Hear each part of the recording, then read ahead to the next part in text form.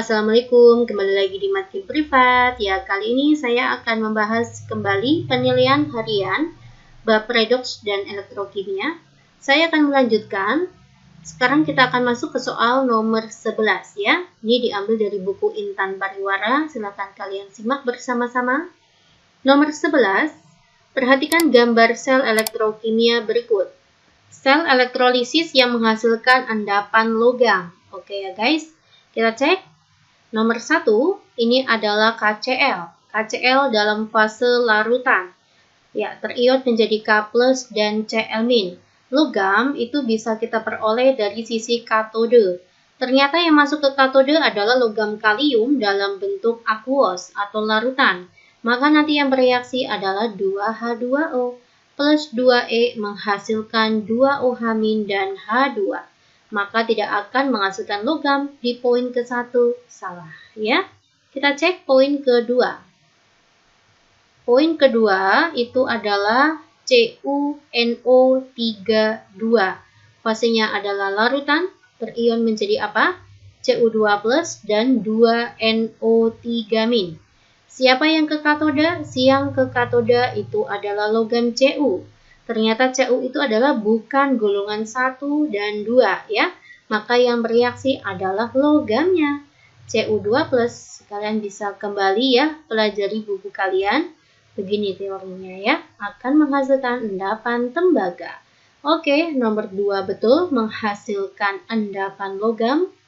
Kita masuk ke poin ketiga. NaBr, fasenya larutan. Terion jadi apa mbak? Na+ dan Br-. Ya, siapa yang ke katoda? Yang ke katoda adalah logam Na dalam fase larutan. Maka seperti poin ke-1, maka yang bereaksi adalah air, 2H2O. Nah, menghasilkan gas H2 ya, tidak akan menghasilkan endapan. Maka ini salah. Oke ya guys. Ya, maka jawabannya sudah terlihat. Poin 4, ini ada nikel sulfat. Larutannya terion jadi apa? Ni2+, SO42-, nikel 2 sulfat ya. Nah, yang di katode siapa mbak? Yang di katode adalah nikel. Nikel ini bukan golongan 1, bukan golongan 2, bukan tipe aluminium, bukan tipe mangan. Maka nanti yang bereaksi di katoda adalah logamnya. Kation logam ini, Na2+, mengalami reduksi menghasilkan nikel. Ya, terjadi endapan nikel. Ya, maka jawabannya itu adalah 2 dan 4. Begitu guys, semoga bisa dipahami. Kita masuk ke soal nomor 12. Pada elektrolisis leburan Al2O3 menggunakan elektroda inert menghasilkan massa aluminium yang mengendap 0,216 gram. Muatan listrik yang digunakan sebesar, yang ditanya adalah muatan listrik dalam bentuk kolom, itu artinya ditanya Q. Ya, ini adalah hukum Faraday 1. M itu rumusnya adalah EIT dibagi dengan 96500. E itu rumusnya adalah atom relatif dibagi dengan bilox. Atom relatifnya siapa? AR-nya aluminium. Karena di sini massa yang mengendap itu adalah aluminium ya. AR. Biloxnya siapa? Biloxnya aluminium, yaitu 3. Didapat dari mana mbak? Dari sini. Nah ini ya. O itu -2, -2 kalikan 3 itu -6, maka sini adalah +6 dibagi 2, +3. Oke ya guys. Dikalikan I kalikan T. Nah ini guys, I kalikan T itu sama saja dengan kolom ya. Maka mbak masukkan ini kolom. Nah ini 96500. Begitu. 27 bagi 3 adalah 9. Massa aluminiumnya itu adalah 0,216. Maaf ya, saya hapus. Langsung aja begini deh. Mencari Q itu adalah 0,216 dikalikan 96500 dibagi dengan 9. Sebentar ya, kita hitung. Ya, jawabannya itu adalah 2316 kolom. Oke, jawabannya itu adalah A. Oke ya guys, semoga kalian semuanya paham. Kita masuk ke soal nomor 13. Pada elektrolisis larutan NaCl menggunakan elektroda grafit itu karbon ya, menghasilkan gas klorin ya, sebanyak 5,6 liter dalam keadaan STP. Diketahui volume gas klorin itu adalah 5,6 liter dalam keadaan STP. Jika arus yang sama dielektrolisiskan MgCl2. MgCl2 dalam bentuk fasenya adalah liquid atau leburan. Berapakah sih masanya magnesium? Oke ya, kita menggunakan cara cepat saja. Jika di soal diketahui volume gas, kok ditanya massa yang mengendap, maka kita langsung aja menggunakan hukum Faraday 2. Apa rumusnya hukum Faraday 2? Mobo mol 1 kali Bilox 1 sama dengan mol 2 dikalikan Bilox 2. Apa rumusnya? Di sini kita anggap sebagai punyanya Cl2 ya, maka di sini punyanya magnesium. Berarti berapakah sih molnya Cl2? Oh, ternyata diketahui dalam keadaan STP, maka V dibagi 22,4. Biloxnya Cl2 berapa Mbak? 2 ya, berasal dari sini. Cl2, Cl itu biloxnya -1, 2 kalikan -1 itu -2 ya. Plus min sudah tidak terpakai di sini. Molnya Mg ya, Mg itu yang ditanya adalah massa guys.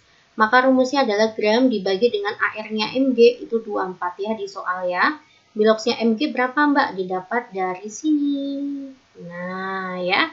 Cl itu -1 kalikan 2 itu -2, maka Mg biloxnya plus 2. Oke, bilang ya. 5,6 dibagi dengan 22,4 ini sama saja dengan 1/4 ya guys. Maka mencari massa adalah 24 dibagi dengan 4 ya. Jawabannya itu adalah 6 gram. Ya, oke ya. Yuk kita lanjut aja ke soal nomor 14. Zat elektrolit Y dielektrolisis menggunakan elektroda X dan W.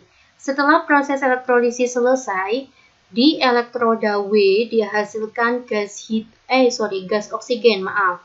Jadi di sini ada gas ya. Ternyata gasnya itu adalah gas oksigen. Lalu di elektroda X terbentuk logam timah. Oh, di sini ada endapan timah ya. Di sini ada endapan timah. Timah itu, jangan saya tulis timah ya, langsung aja. Timah itu adalah Sn ya. Next, berdasarkan informasi tersebut, WXYZ itu apa? WXY. Oh, nggak ada Z-nya ya. Ya Allah, maaf. Kamu lihat di sini guys. Di sini ada positif, di sini ada negatif ya. Ini sebuah elektrolisis, maka nanti berlaku kenapa? Katoda negatif, anoda positif. Nah, maka nanti karena ini positif ya, saya perjelas, maka W ini adalah sebuah anoda. Ini ya, anodanya positif. Lalu, karena ini muatannya negatif, maka X itu adalah katoda ya. W ini adalah anoda, X itu adalah katoda. Sedangkan Y ini adalah sebuah larutannya. Ya, ternyata yang di anoda akan menghasilkan gas oksigen. Maka anoda ini kemungkinan dia adalah sebuah elektroda inert. Ya, tidak mungkin nanti larutannya itu mengandung Cl, nggak mungkin. Cl juga nggak mungkin. Kalau Cl nanti menghasilkan gas Cl2. Ini menghasilkan gas oksigen guys, ya. Berarti kalau nggak ini SO4, ya, asam oksi. Kalau di anoda, anodanya adalah inert, maka dia akan menghasilkan gas oksigen. Ini ya, betul inert. Ini juga inert. Oke, kemungkinannya itu adalah A dan E. Sekarang kita cek harus di katoda. Sn itu timah ya. Ya, jadi yang paling tepat itu adalah E. Nomor 15. Elektrolisis larutan LSO4 dilakukan menggunakan elektroda emas. Logam L itu bukan logam aktif. Jika pada katoda dihasilkan 0,28 logam L, diketahui massa L yang mengendap itu adalah 0,28 gram. Larutan hasil elektrolisis dapat dinetralkan, ya. Dinetralkan oleh 100 ml KUH. Ternyata dinetralkan oleh KUH 0,1 M 100 mili. Oke. Pertanyaannya, tentukan atom relatifnya logam L. Nah, ini juga kita bisa menggunakan cara cepat. Ini clue-nya ya guys. Jika di soal ada hasil elektrolisis dinetralkan, maka kalian bisa menggunakan hukum Faraday 2 juga. Ya, rumusnya sama, mol 1 dikalikan bilox 1 sama dengan mol 2 dikalikan bilox 2. Di sini yang berhubungan siapa, Dek? Oh, logam L. Sama, oh maaf ya, ini O-nya kelebihan 1, KOH. Nah, ini H-nya ya. Nah, untuk yang menetralkan adalah sebuah basa. KOH itu basa ya. Basa itu ditandai adanya OH-. Nah, ini yang berhubungan. Maka saya anggap ruas kiri itu punyanya logam L, ruas kanan itu punyanya hidroksida OH ya. Oke. Molnya L karena yang diketahui adalah massa, maka rumusnya adalah gram dibagi dengan atom relatifnya L. Biloxnya L berapa, Mbak? Dari SO4 ya ini ya, LSO4. SO4 di sini, sorry. Di sini aja ya. SO4 itu biloxnya min 2, maka L itu biloxnya plus 2. Saya masukkan 2 ya. Lalu molnya ini kita dapat dari rumus apa nih OH min? Ada M, ada V ya. Maka nanti rumusnya mol itu adalah M kalikan V. Ya, 0,1 dikalikan 100 ya. Ini adalah 10. Tapi jangan lupa ini satuan masih milimol karena di sini volumenya mililiter. Oke, maka berapa mol ya, Mbak? Ya tinggal 10 dibagi dengan 1000 ya. Nah, biloxnya OH berapa, Mbak? Nah, bilox OH itu tergantung dari jumlahnya OH. Di sini di dalam KOH jumlah OH 1. Kalau misalkan besok yang menetralkan itu adalah CaOH2, maka biloxnya OH itu adalah 2 ya. Tergantung OH-nya ada berapa. Indeksnya OH. Oke, saya masukkan sini 1. Ya, bagaimana ini D? Maka AR-nya L itu adalah 0,28 dikalikan 2 dikalikan 100 ya. Maka atom relatifnya L adalah 28 dikalikan 2. 56 begitu ya. Oke, pasti bisa ya. Ya, kita akan bahas soal nomor 17. Elektrolisis leburan barium klorida itu seperti apa? BaCl2 ya. Leburan maka liquid dengan elektroda karbon menggunakan muatan listrik sebesar 0,03 Faraday. Volume gas klorin yang dihasilkan di anode, berapakah volume gas Cl2 yang dihasilkan? Ternyata pada saat yang sama, suhu dan tekanan yang sama, itu ada gas nitrogen 1 liter 1,4 gram. Nah, pertanyaannya apa ini? Volume gas klorin, ya. Berapakah sih volumenya gas klorin? Begitu guys. Nah, ini gimana ya Mbak? Kita akan menggunakan konsep apa? Jika pada suhu dan tekanan yang sama ada perbandingan dua gas, maka rumusnya adalah N1 per V1 sama dengan N2 per V2. Anggaplah ini punyanya gas nitrogen, maka di sini punyanya gas klorin. Ya, oke ya. Yuk, N2-nya 1,4 ya, ini ya, berarti 1,4 dibagi dengan mRN2. N itu 14 ya, 14 kalikan 2 maka 28. Volumenya itu adalah 1. Nah, ini volumenya Cl2 tidak tahu. N di sini adalah mol ya. Nah, molnya berapa, Mbak? Kita mencari molnya ya. Kita akan mencari molnya Cl2 itu menggunakan hukum Faraday 1. Karena ini kita sedang bermain elektrolisis ya. Apa rumusnya mol? Rumusnya mol itu adalah I kalikan T dibagi 96500 dikalikan bilox. I kalikan T dibagi 96500 itu disebut Faraday. Maka rumusnya mol itu adalah Faraday dibagi bilox. Berapakah Faraday-nya? 0,03. Biloknya siapa, Mbak? Ya, biloknya Cl2. Karena di sini kita sedang mencari molnya Cl2. Bilok Cl2 itu adalah 2. Ya, Cl itu min 1 kalikan 2 itu min 2. Ya, min sama plus udah nggak ikut, ini berarti 2 ya. Maka ini berapa, Dek? 0,015 mol. Oke, maka nanti volume Cl2 ketemu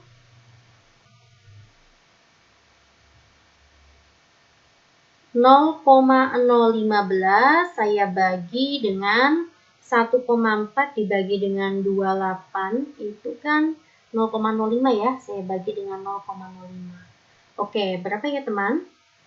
0,3 ya? Ya, jawabannya itu adalah 0,3 liter atau sama saja dengan 300 mili. Oke ya, silakan kalian ulangi jika masih ada yang kesusahan atau bisa kita share ya di kolom komentar. Nomor 18, sebentar ya, saya perbesar. Ini kurang besar. Nah, begini ya. Oke, sendok garpu terbuat dari besi akan disepuh. Disepuh itu dicantikkan ya, dilapisi oleh logam. Oh, di sini berarti yang melapisi logam perak ya. Pada reaksi penyepuhan, sendok besi dengan logam perak diperlukan listrik sebesar 0,03 Faraday. Massa logam perak yang melapisi sendok, ditanya masanya si Ag. Ya udah kita menggunakan hukum Faraday 1 ya. Apa rumusnya M? Itu rumusnya adalah E dikalikan I dikalikan T dibagi 96.500. E-nya itu adalah atom relatifnya si Ag. Karena yang kita cari adalah masanya Ag, maka 108 ya, biloksnya Ag itu adalah 1, T dikali 96.500 itu adalah Faraday. Oke, saya langsung aja dikali 0,03, begitu teman. Ya, 108 dikalikan 0,03, 3,24 ya dek ya. Ya, jawabannya 3,24 gram. Jawabannya adalah B.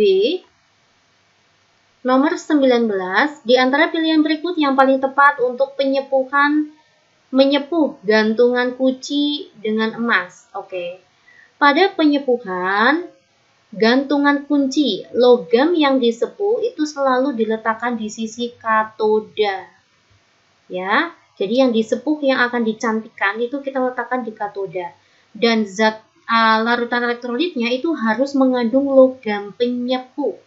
Di sini yang akan menyepuh adalah emas, maka larutannya harus mengandung emas ya. Larutan kita cari yang aqueous ya.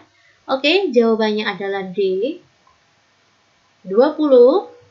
Berdasarkan data potensial reduksi standar tersebut, logam yang dapat dipakai untuk melindungi besi. Yang bisa melindungi besi, kalian carilah yang E0-nya lebih negatif dari besi. Ya, ini lebih negatif, ini juga lebih negatif.